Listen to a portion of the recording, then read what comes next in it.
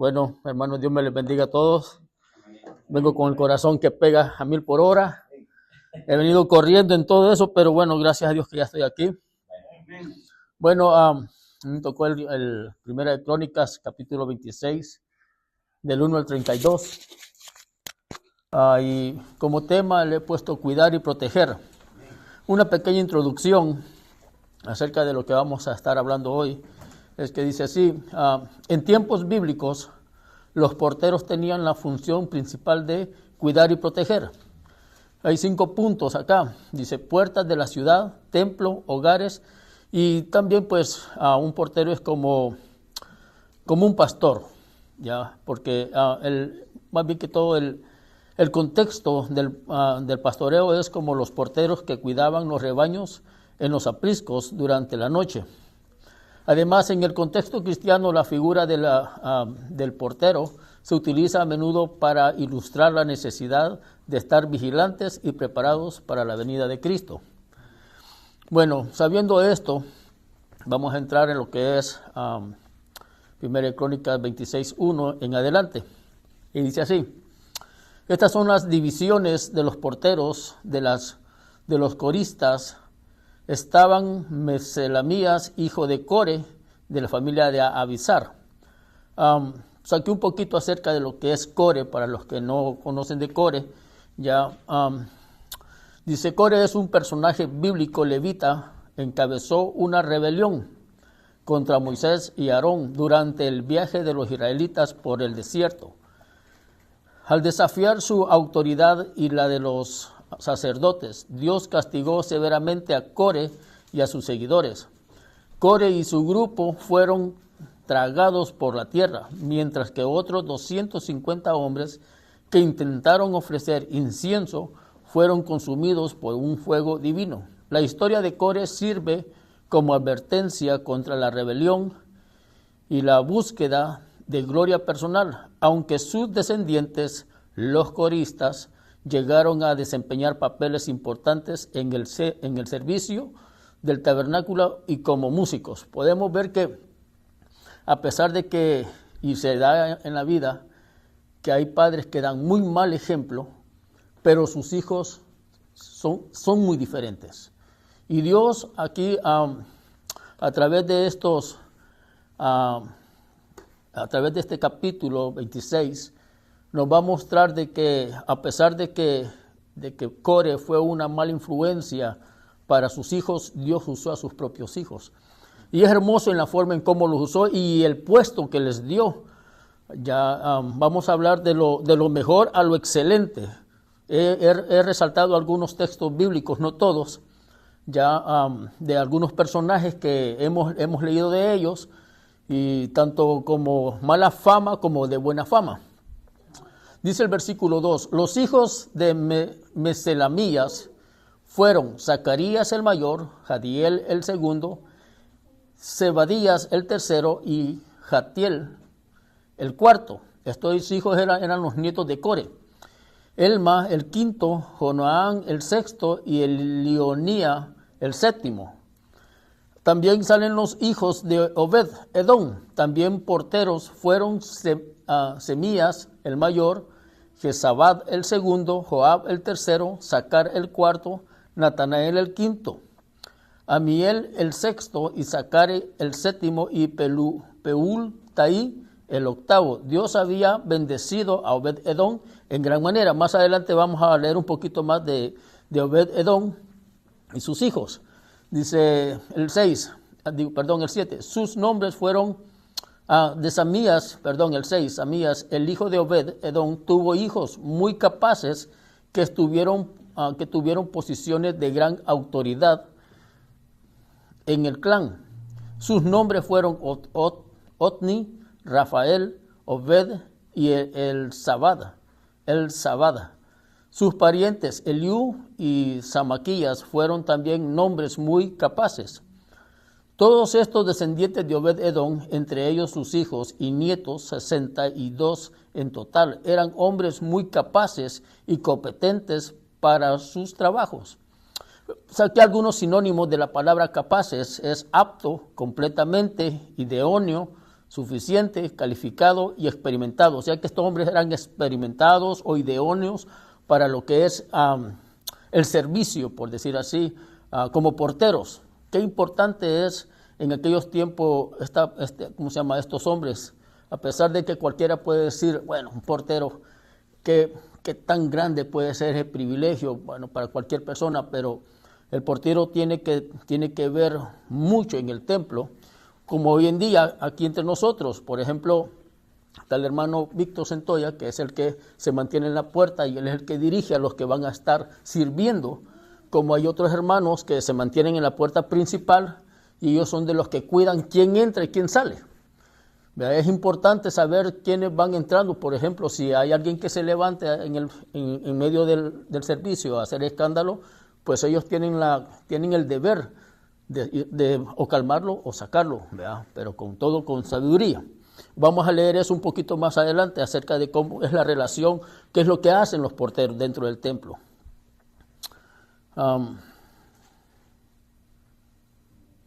El 9 dice, los 18 hijos y parientes de Meselamías también fueron hombres muy capaces, o sea, idóneos.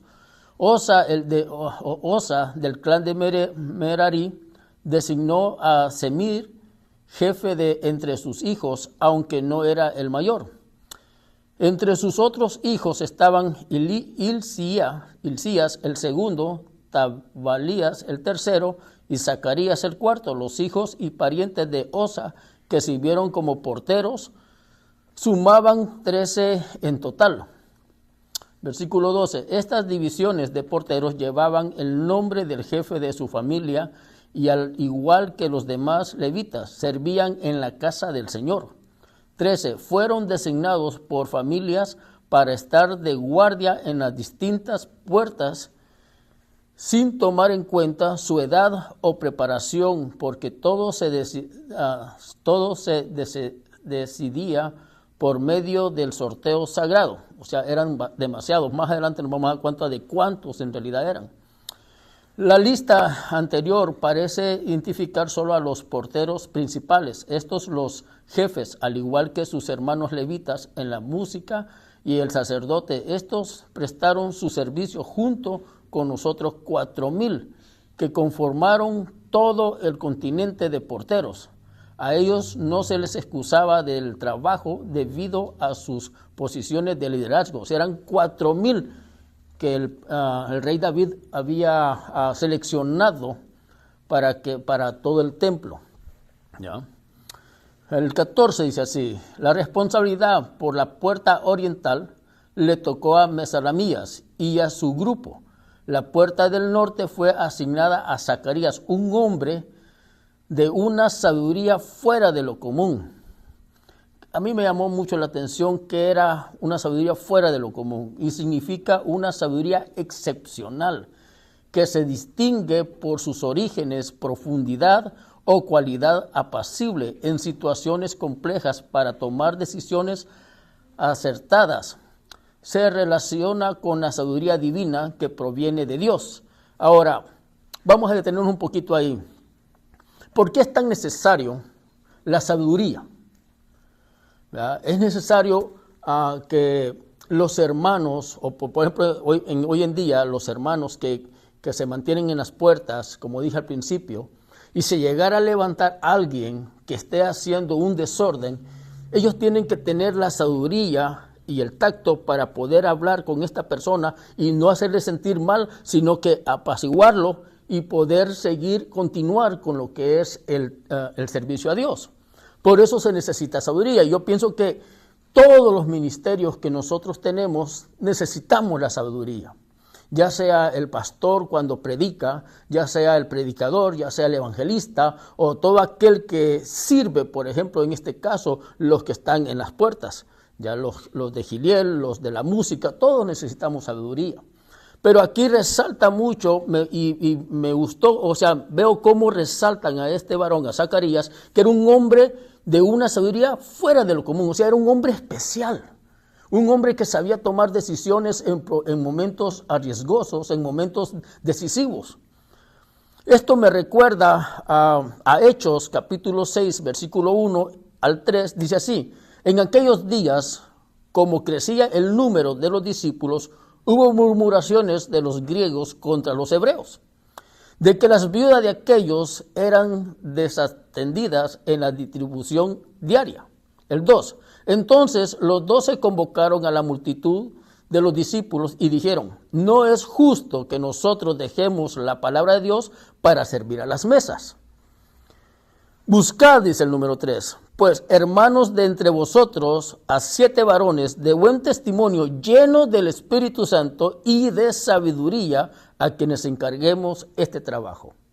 Tenían que encontrar 7 varones llenos del Espíritu Santo, o sea, que el Espíritu Santo los dirigiera en todo, y hombres sabios. ¿Para qué? Para el encargo de las mesas. Fíjense qué importante es servir en una mesa. ¿Qué es tan difícil servir en una mesa? Pero vamos a las personas que van allá. Por ejemplo, aquí hay un día, digamos el 4º sábado del mes. Aquí los americanos ponen muchas mesas, hacen bastante comida para la gente de afuera, los homeless, ¿verdad? Y se les evangeliza. Hay algunos evangelistas que se sientan junto con ellos a comer para evangelizarlos. Ese es el punto, ¿ya? Pero tiene que haber sabiduría en estas personas que van a servir a las mesas, porque la gente de afuera viene con muchos problemas mentales. Y si alguno de ellos se levanta con palabras ásperas o con palabras o malas palabras, el que esté allí como encargado en esa mesa tiene que tener sabiduría de cómo apaciguar a esta persona, a modo de que no sea un escándalo tremendo. Entonces, por eso es necesario que se buscaran 7 hombres con sabiduría, y también en Crónicas capítulo 14 resaltan a Zacarías, un hombre con una sabiduría no común.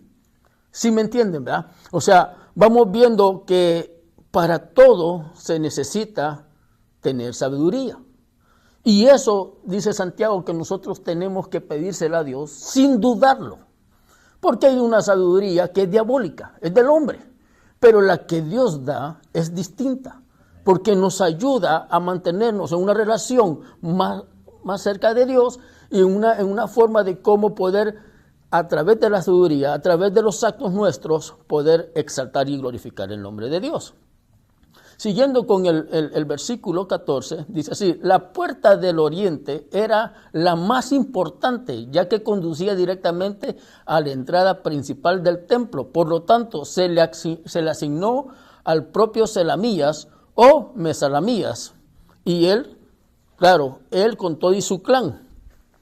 Puertas del norte, estas eran responsabilidad del hijo mayor de Selamías, pero no se lo dieron al hijo mayor de Selamías, sino que él puso a Zacarías y a todos los que estaban con él. Versículo 15 dice así: la puerta del sur le tocó a Obed-Edom, y sus hijos quedaron a cargo del depósito. Hablando un poquito de Obed-Edom, dice: la puerta del sur de Obed-Edom estaba a cargo de la puerta, y sus hijos se hicieron cargo de la casa de provisiones.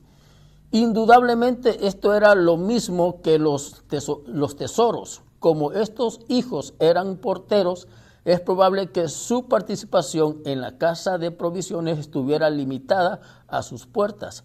Este cargo exigía de una gran honestidad e integridad, ya que los metales preciosos y otros trofeos de guerra que se dedicaban a Jehová se guardaban en ese lugar. Entonces vamos viendo que Mesalamías se le dio la puerta oriental, la puerta principal del templo.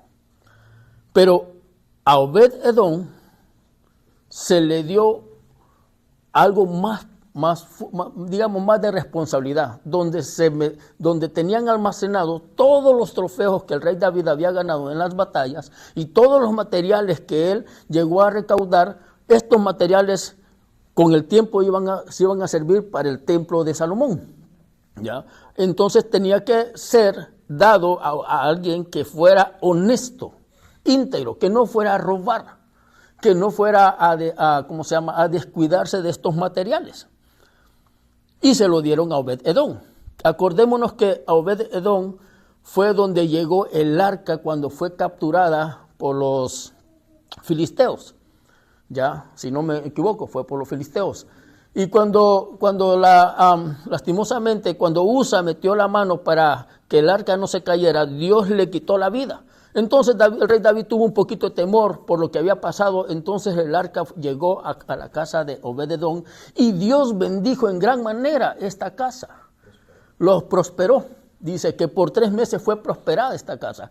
Y cómo es Dios de maravilloso que aún la bendición no solo se quedó por 3 meses, sino que siguió la bendición, tanto que a ellos le fueron asignados estos tesoros. Por eso Dios tenía preparado este ministerio para Obed-edom por su integridad, por su obediencia, por ser un hombre recto delante de Dios. Y imagínense, Dios nos ha dado como privilegio a nosotros la salvación, nos ha dado aparte de eso el privilegio de poderle servir a Él. ¿Cómo entonces, hoy que tenemos al Espíritu Santo dentro de nosotros, con mayor razón deberíamos de santificarnos? Y aquellos hombres lo hacían más esforzados, más en la carne, porque no estaba el Espíritu Santo. Estos hombres lo hacían más forzado porque tenían que caminar más como la ley. Nosotros no caminamos como la ley porque ya no está la ley para nosotros, pero caminamos bajo la gracia. Y con mayor razón deberíamos estar agradecidos con el Señor y buscar cada vez la santidad con Dios para servirle a Él. Porque todo es para el servicio y para la gloria de Dios. Entonces, a pesar de que esto pasó hace muchos años atrás, quedó para ejemplo de nosotros, tanto como Core, que fue un hombre, un líder, lastimosamente, que quiso más liderazgo, que quiso tener una posición que no le correspondía, quería tener la posición de Moisés, para que la gloria sea fuera para él. Lastimosamente hay hombres así, que buscan puestos solamente para que su nombre sea exaltado nada más, pero no para que Cristo sea exaltado, como lo que le pasó al rey Nabucodonosor. El rey Nabucodonosor llegó a sentirse tan grande porque él había conquistado tantas tierras, pero quien le dio esas victorias no fue realmente su poder o su ejército, no, que se lo dio Jehová Dios. Pero el hombre se llega a creer y llega a vanagloriarse. Y él se llegó a sentir tan grande que ¿qué es lo que hizo Dios? Castigarlo y lo dejó como un animal. ¿Ya? Ahora, esos son ejemplos que a nosotros nos ayuda para que hoy que tenemos un privilegio, o vayamos a tener un privilegio, un servicio a Dios en el futuro, es de Dios quien nos lo está dando, no es nuestro. Para que no nos vayamos a querer enorgullecer y llegarnos a sentir que porque mis talentos, o porque tengo un buen don, o porque tengo un carisma, o porque soy bien elocuente en las palabras. No, todo lo hace el Espíritu Santo. Lo único que hace uno es obedecer y tratar la manera de santificarse para servirle a Dios. El versículo 16 dice así: a Uspín y a Osa les asignaron la puerta occidental y la entrada que conduce al templo. Los turnos de guardia se dividían de manera equitativa. Occidental es el lado oeste, porque yo no sabía que era occidental, pero bueno, hoy ya me di cuenta que es el lado oeste. Dice, vamos a hablar un poquito del versículo 16. Supim dice, este individuo no era muy conocido, pero es razonable suponer que él junto con Osa eran meraritas. La puerta de Salequem parece estar basada en el verbo hebreo que significa lanzar afuera, lo que podría referirse a la puerta a través de la cual se sacaban los desperdicios del templo. Podemos ver de que no importa lo que usted haga dentro del templo, así sea que se limpian los retretes, se limpian todo lo que es sacar las basuras de la cocina, del baño, Dios lo tiene en consideración. Dios le va a dar el pago por su servicio. Estos hombres estaban encargados de sacar toda la basura del templo. Pero lo que veo acá, que el cronista lo resalta en este capítulo, que es un puesto importante. Lastimosamente, la gente a veces no quiere hacer esas cosas, ¿ya? Porque piensan de que lo que quieren ellos es estar aquí arriba y dejan de lado lo que Dios tiene preparado, porque todos empezamos en un trabajo de abajo para arriba, nadie empieza de arriba para abajo, ¿verdad? Entonces vemos que qué tan importantes son todos los ministerios, tanto grandes como de mucha responsabilidad, como de muy poca responsabilidad, podemos decirlo así, como sacar la basura.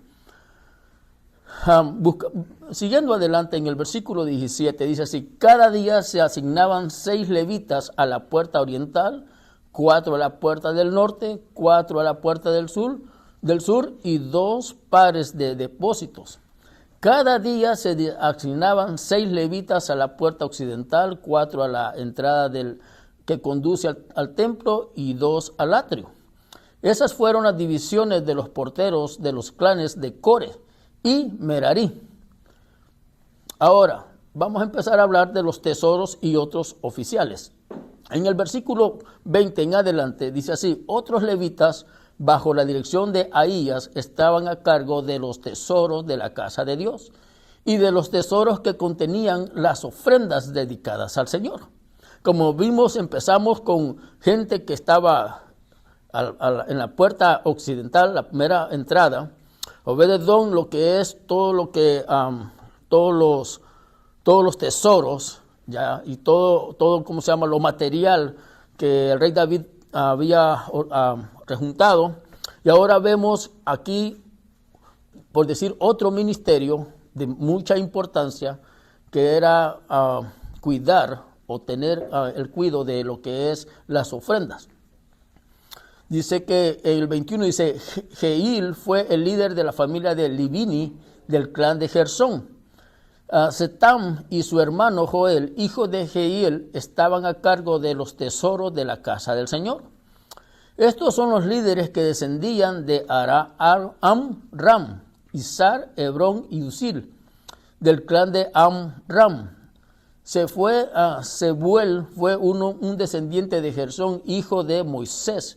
Era el funcionario principal de los tesoros. Sus parientes por parte de Eleazar fueron Reabías, Jesaías y Joram, y Sicri y Selomot. Ahí van a disculpar, pero es que me traba la lengua, hermano. Hasta me duele. Dice el versículo 25, y los descendientes de Eleazar se hicieron cargo de la segunda casa de provisiones de las cosas santificadas. La genealogía de todos los levitas que ayudaban en los asuntos relativos al tabernáculo y a los tesoros del templo llegaban hasta Moisés. El 26 dice: Selomot y sus parientes estaban a cargo de los tesoros que contenían las ofrendas que el rey David, los jefes de la familia, los generales, los capitanes y otros oficiales del ejército habían dedicado al Señor. O sea, vamos con de importante a más importancia. En el versículo 26 y 27, los tesoros de las cosas santificadas cayeron bajo la jurisdicción de Solomit.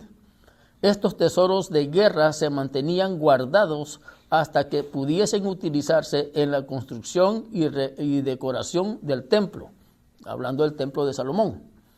Estos hombres dedicaron para el mantenimiento de la casa del Señor parte del botín que habían ganado en batallas. Selomot y sus parientes también cuidaban las ofrendas dedicadas al Señor por Samuel, el vidente, Saúl, hijo de Cis, Abner, hijo de Ner, y Joab, hijo de Sarbía. Todas las demás ofrendas que habían sido dedicadas también estaban a su cargo. Del clan de Izar, a Kenanías y a sus hijos se les dieron responsabilidades administrativas como funcionarios y jueces sobre Israel.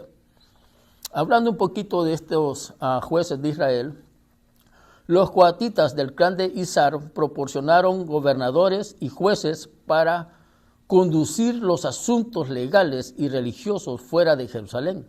Esto probablemente se restringía a las preguntas pertinentes a la ley de Moisés y no a las cosas civiles o políticas normales. Del 30 al 32 dice así: del clan de Hebrón, Asabías y sus parientes, 1,700 hombres capaces quedaron a cargo de las tierras israelitas al occidente del río Jordán. Eran responsables de todos los asuntos relacionados con el trabajo del Señor y con el servicio al rey en el área. También del clan de Hebrón estaban Jereías, quien era el jefe de los hebronitas, según los registros genealógicos. En el año 40 del reinado de David se hizo una investigación en los registros y se encontraron hombres capaces del clan de Hebrón y Jazer en la tierra de Galaad. Habían 12,700 hombres capaces entre los parientes de Jereías. El rey David los envió al lado oriente del río Jordán y los puso a cargo de la tribu de Rubén, de la tribu de Gad, de la media tribu de Manasés. Eran responsables de todos los asuntos relacionados con Dios y con el rey. Ahora, todos estos porteros, que fueron como 4,000 en totalidad, yo encontré las cualidades espirituales de estos porteros. Y fíjense qué importantes son, porque aquí aprendemos nosotros y estas cualidades nosotros también tenemos que desarrollarlas. Fíjese bien, relación personal con Dios. Un portero debe conocer a Dios y buscar su guía. Esto lo pueden encontrar en 1 de Juan, capítulo 4, versículo 6. Integridad y confianza, la pureza, la fidelidad son esenciales para este rol. Esto lo pueden encontrar en Romanos 12, 21. Alerta y valentía. Los porteros deben estar atentos y ser valientes para enfrentar desafíos. 1 Corintios 16, 13. Sabiduría y discernimiento. La sabiduría de Dios es necesaria para tomar decisiones sabias y actuar con discernimiento. Proverbios 3, 5 y 6. Compromiso y disciplina. La dedicación y la disciplina son importantes para mantener la vigilancia. La reina Esther arriesgó su vida por salvar a su pueblo, mostrando compromiso y responsabilidad hasta el final. Esta es una forma de cómo ella tuvo esa valentía para enfrentarse al rey. Dice, oración y alabanza. La oración y la alabanza deben ser parte integral de la vida de un portero. Esto lo puede encontrar también en Salmos 34:1. Humildad y servicio. Los porteros deben ser humildes y estar dispuestos a servir a otros. Romanos 12:11. Estas cualidades son las que se tienen que desarrollar en nuestras vidas a través del don del Espíritu Santo. Esto es a través de una relación personal que tenemos con Dios. Entre más usted crece en esa relación con Dios, el Espíritu Santo va formando de una persona distinta en su vida. Tanto que empieza a desarrollar todas estas cualidades que estos porteros tenían en aquel tiempo. Para nosotros debemos también tener de estas cualidades. Y yo sé que las tenemos. No más que no han salido a la luz, pero sí las tenemos. Más de alguna de estas se nos muestran a nosotros, pero qué lindo sería que todas estas se nos fueran formando conforme vamos caminando agarrados de la mano de Dios. Por eso todo esto que está en el Antiguo Testamento, a pesar de que son cronologías de que uno dice, ¿qué puedo aprender de ahí? Aprendemos mucho. Porque forman de nuestro carácter algo distinto. Dios puede formar un carácter diferente como el que comenzamos en la vida del cristianismo. Nosotros tenemos que pedirle al Espíritu Santo que ese fruto se vaya formando más en nuestras vidas y poderlas dar a demostrar. En resumen, el concepto de porteros espirituales de la Biblia nos enseña sobre la importancia de la vigilancia, la protección, la intersección y la responsabilidad en la vida espiritual, tanto a nivel individual como colectivo. En 1 Tesalonicenses 5 y 6 dice así, porque todos vosotros sois hijos de luz e hijos del día. No somos de la noche ni de las tinieblas. Por lo tanto, no durmamos como los demás, sino velemos y seamos sobrios. Nosotros tenemos que somos porteros, por decirlo así, porque usted es un portero de su hogar. Usted es el que Dios ha puesto como un sacerdote en esa casa. Si usted ya está casado o no se ha casado, y si no se ha casado algún día, usted va a estar casado y va a ser el portero de su hogar. Y un portero de hogar, un portero que está en ese hogar, tiene que tener esa comunicación con Dios, porque depende de usted, su esposa y sus hijos. Y los que vivan alrededor suyo.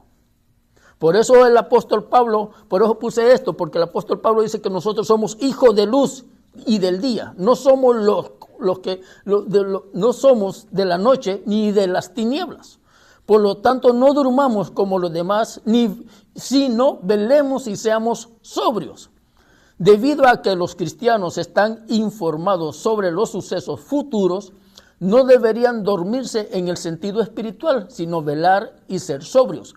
Aunque todo cristiano está preparado para ir al cielo en el sentido de ser salvo, no todos están preparados en cualquier momento para presentarse ante Dios.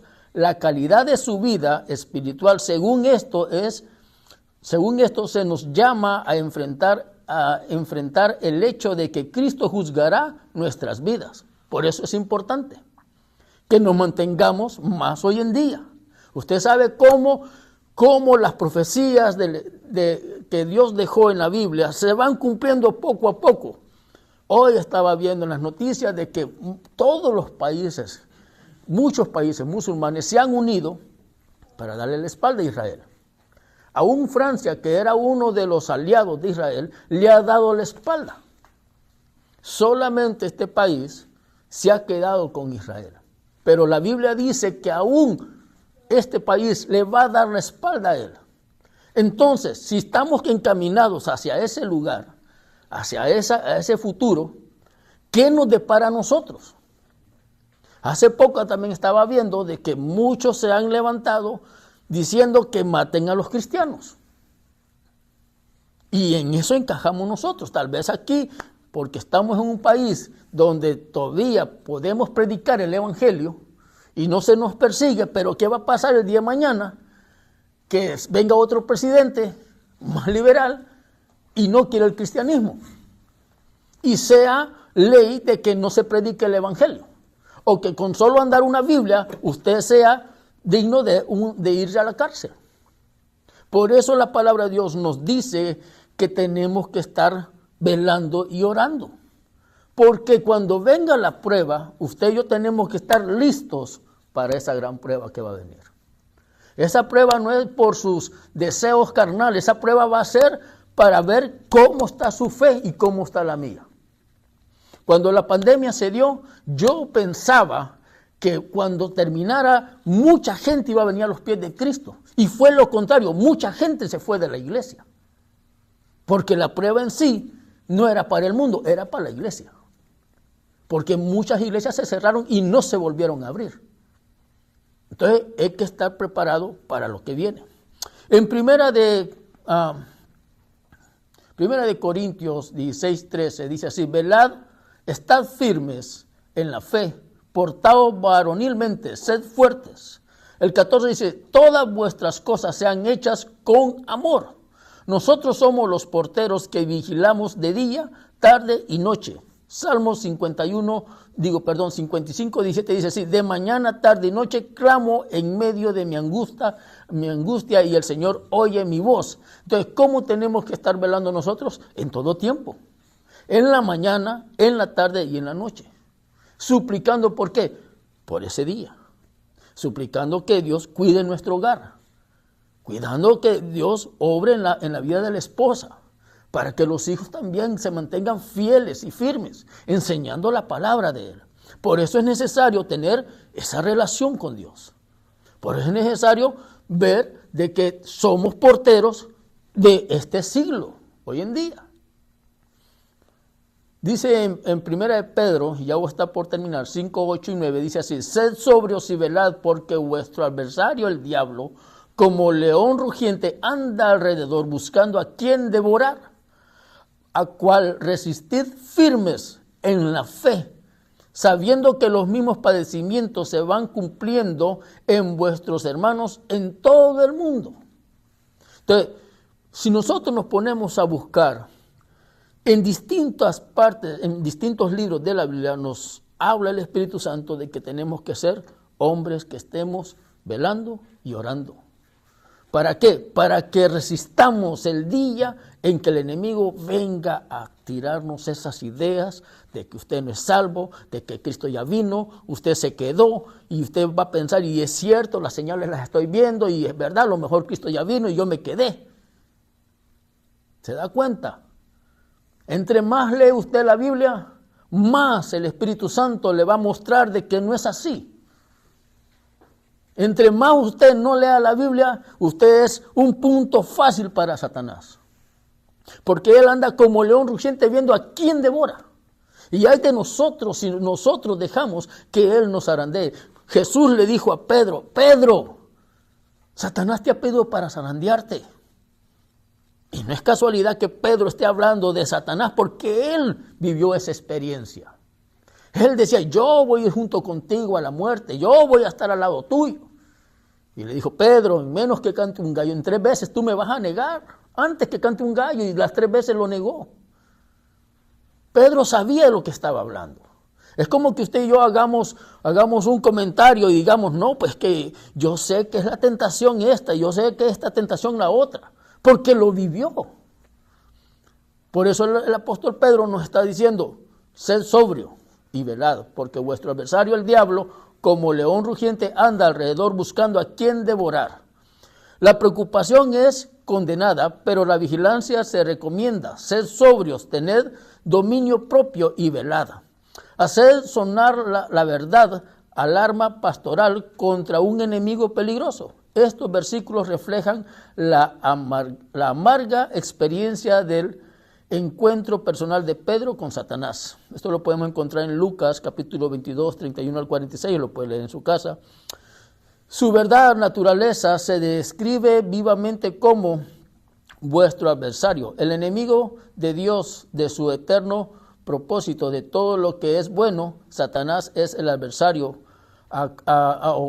acusador, y Cristo el defensor de nuestras vidas. Para terminar, así que hermanos, ya vemos que tan importante es el cargo de portero y sus cualidades, las mismas que el creyente debe desarrollar. Jesús, el buen pastor, la hizo de portero para vigilar que ningún ladrón robe las ovejas ni los lobos las devoren. Así que vamos a... Esto es lo que traía para ustedes, esto es lo que Dios me dio. Vamos a... Parece si oramos y después si usted tiene alguna pregunta, pues la hacemos, ¿verdad? Señor mi Dios, te damos gracias, Padre Santo, por tu palabra, mi Dios, porque tú eres bueno y misericordioso. Gracias porque nos muestras a través del Antiguo Testamento, mi Dios, la importancia de ser un portero, mi Dios, y las cualidades que tenemos que desarrollar en nuestras vidas. Padre, te pido en el nombre de Jesús que cuides de nuestras vidas, Padre Santo, que nos ayudes, mi Dios amado, a estar siempre alerta sobre las acechanzas del enemigo, mi Dios, y sobre todas las señales, mi Dios, que se están cumpliendo, Padre Santo, en el cual tu venida está muy cerca, Padre. Te pedimos en el nombre de Jesús que nos ayudes a mantenerlos fiel y firmes en tu palabra, mi Dios amado. Guárdanos, mi Dios, sobre todo lo que va a venir, Padre Santo. En el nombre de Jesús, que la gloria y la honra sea para ti, mi Señor. Amén.